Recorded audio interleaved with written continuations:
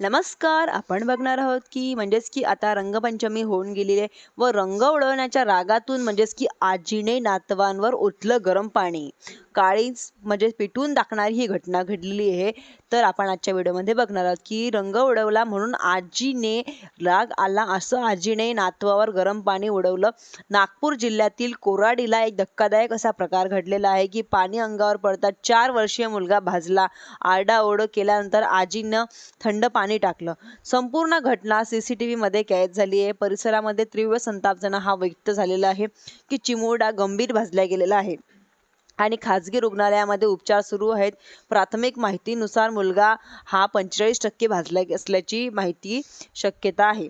व एक दृश्य आपण बघितलेलं होतं मागच्या सांगितलेलं होतं की आजीवर रंग उडवला म्हणून आजीने राग आला, त्याच्यामुळे आजीने नातवावर गरम पाणी ओतलं.